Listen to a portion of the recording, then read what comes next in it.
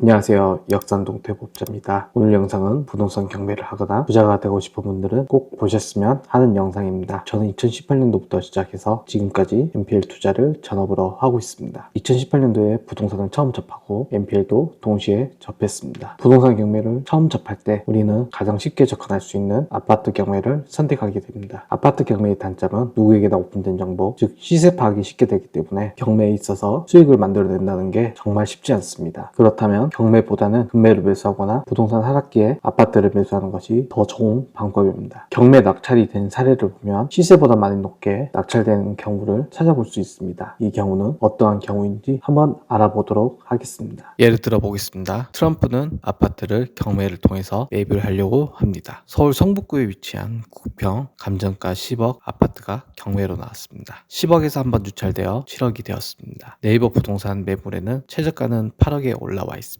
그래서 낙찰은 7억 5천만 원 정도에 낙찰이 될 것 같습니다. 그런데 9억에 낙찰이 되었습니다. 이게 무슨 일일까요? 9억에 낙찰이 되면 시세보다 훨씬 비싸게 되는 꼴입니다. 정답은 바로 NPL을 통해서 낙찰했기 때문에 최고가로 낙찰받았지만 실제로는 더 저렴하게 사게 되는 경우입니다. NPL 입장에서 살펴보겠습니다. 해당 아파트는 대출 당시에는 10억이 시세였습니다. 서울은행에서는 대출을 시세의 80%까지 대출되어 8억 대출이 되었습니다. 그런데 시세가 10억에서 8억으로 떨어졌으며 서울은행의 입장에서는 8억을 대출이 실행이 되었고 원금 8억과 밀린 이자 1억 총 9억 원을 못 받게 되었습니다. 서울은행의 입장에서는 원금을 100% 회수하기에는 불가능해 보였습니다. 그래서 원금은 1억 원 할인과 연체이자도 포기하여 역삼대부에게 부실채권을 매각하게 됩니다. 역삼대부는 원금 8억과 연체이자 1억 원을 포함해서 경매를 통해서 받을 권리가 있습니다. 그래서 역삼대부에게 원금 8억과 연체이자 1억을 7억에 NPL을 매각하게 됩니다. 부실채권을 7억에 양수한 역삼대부는 트럼프가 NPL을 통해서 이 아파트를 매수하려고 합니다. 그래서 역삼대부와 트럼프는 이면 계약을 합니다. 트럼프, 너가 9억에 입찰을 하면 너가 낙찰이 될 거야. 그렇지만 너에게는 9억에 낙찰을 받지만 7억에 살 수가 있어. 어떻게? 너가 9억에 낙찰을 받으면 너는 법원에 9억을 납부해야 아파트를 가질 수가 있어. 너가 낸 9억 원으로 법원에서는 채권자인 우리에게 9억을 줄 거야. 결국엔 우리는 9억 원에 들어오게 되는 거지. 이렇게 트럼프는 9억 원의 낙찰을 받았지만 실제로는 7억 원의 아파트를 사게 되는 꼴입니다. 이처럼 NPL은 계약과 동시에 수익을 확보하고 시작하는 투자입니다. 같은 경매장에 있는 사람들도 저렇게 높은 가격에 낙찰받았는데 저 사람은 정말 큰일 났다 라고 생각을 하는 사람이 많을 것입니다. 그렇지만 트럼프는 웃으면서 법원을 빠져나갔습니다. 얼마 후 트럼프는 투자의 기재답게 9억 원에 낙찰되어 소유권 이전을 완료했습니다. 트럼프는 곧 8억의 부동산에 금매로 올려놨습니다. 앞에서 말했듯이 트럼프가 NPL을 통해서 매수한 아파트는 로얄동, 로얄층이기에 기존의 다른 매물보다 비슷한 가격이면 트럼프의 아파트는 바로 팔릴 수 있었습니다. 며칠 후 트럼프는 8억 5천만 원의 아파트를 매도하였습니다. 이로써 트럼프는 7억의 아파트를 사서 8억 5천만 원의 아파트를 매도하였지만 세금 한 푼 내지 않고 1억 5천만 원을 수익으로 만들 수가 있었습니다. 부동산 경매는 치열한 경쟁 속에서 시세보다 크게 낮은 가격으로 낙찰이 힘들지만 NPL을 통해서는 경쟁이 아닌 독보적으로 낙찰을 받아서 수익을 낼 수가 있습니다. 두 번째 사례입니다. 역삼대부는 서울은행의 부실채권을 7억에 양수받습니다. 이 채권을 매입하기 위해서 역삼대부는 7억 원 중에 5억 원을 경기캐피탈에서 근저당건부 질권대출을 받고 역삼대부는 질권대출 5억과 역삼대부 2억 원을 서울은행에 납부하고 채권을 이전해 왔습니다.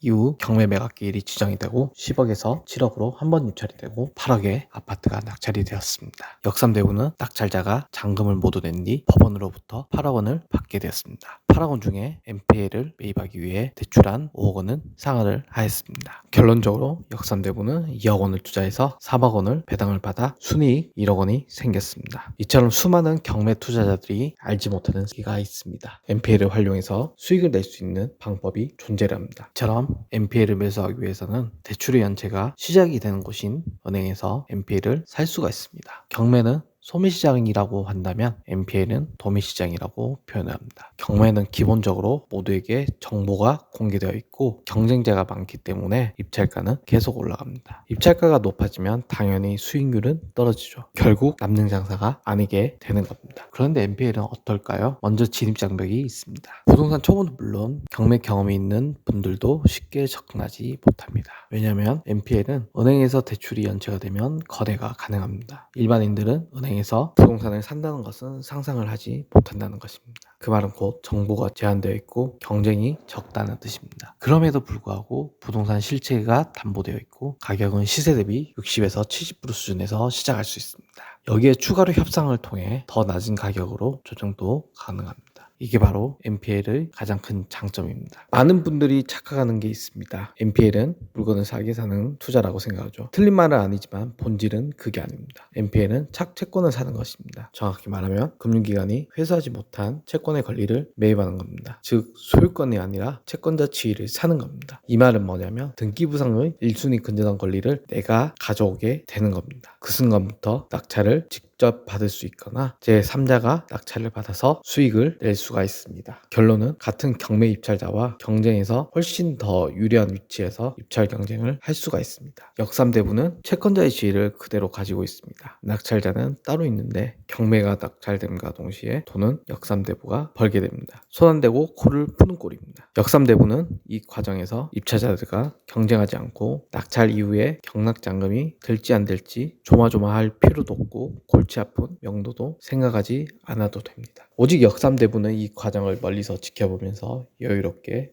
수익을 내고 엑시트 한다는 것입니다. 경매는 사는 구조, NPL은 판을 짜는 구조입니다. 경매는 어떤 물건이 나왔는가를 보면서 입찰가를 정하죠. 그에 비해 NPL은 이 채권을 어떻게 풀까부터 전략을 짭니다. 경매는 결과 중심, NPL은 과정 중심의 투자입니다. 또 하나 중요한 차이는 경매는 입찰일에 모든 게 결정이 됩니다. 운도 작용합니다. 경쟁자가 많으면 아무리 분석 잘해도 이길 수 없습니다. 하지만 NPL은 내가 원하는 시간에 딜을 할 수 있고 원하는 방식으로 수익 구조를 설계할 수 있습니다. 타이밍, 협상, 전략 모든 게 투자자 역량에 달려 있습니다. 그렇다면 NPL에 리스크는 없을까요? 당연히 있습니다. 채권자는 경매가 진행되는 모든 사건 기록을 열람이 가능합니다. 경매가 진행되면서 임차 내역, 당일세 등 모든 것을 확인이 가능합니다. 모두 사전조사로 충분히 파악하고 방어할 수 있는 리스크입니다. 즉 운에 맡기는 것이 아니라 미리 사전조사하고 리스크를 관리한다면 손실 없이 NPL을 매입하는 순간부터 수익을 확정짓고 배당받는 날만 기다리게 됩니다. 저는 그래서 항상 강조합니다. NPL 투자의 꽃은 배당 투자. 이제 앞으로 부동산 시장을 보세요. 거래량은 줄어들고 금리는 높고 역전세, 깡통연세, 미분양이 증가하고 있습니다. 이런 상황에서 가장 먼저 타격을 받는 건 채무자입니다. 즉 부실채권이 시장에 더 많이 나올 수 있다는 뜻이죠. NPL 투자자 입장에서는 기회가 더 많아지는 시기입니다. 특히 요즘처럼 전세사 이슈가 터지면서 경매 시장은 불확실성이 크고 입찰가도 오히려 예측이 어렵습니다. 이럴 때일수록 확실한 권리를 싸게 사는 구조인 NPL이 유리합니다. 정리하자면 경매는 단순하지만 치열한 싸움입니다. 그리고 수익을 남기기 위한 구조가 점점 어려워지고 있습니다. 반면 NPL은 어렵지만 한번 이해하면 구조적으로 훨씬 안정적이고 수익률이 높은 투자입니다. 어렵다고 피하는 사람은 끝까지 기회를 놓치고 공부하고 부딪히는 사람은 판을 바꾼다. 제가 지금까지 느낀 투자 철학입니다. 이 영상을 통해서 여러분이 감정적인 낙찰 경쟁에서 벗어나 구조적인 투자자로 한 걸음 나아가시길 바랍니다. 지금까지 역삼동 대부업자였습니다. 구독과 좋아요는 저에게 큰 힘이 되니 한 번씩 부탁드립니다. 이후에도 NPL 실전 사례, 투자 노하우, 채권 협상 등 현업에서 바로 쓰이는 정보들로 다시 찾아뵙겠습니다. 감사합니다.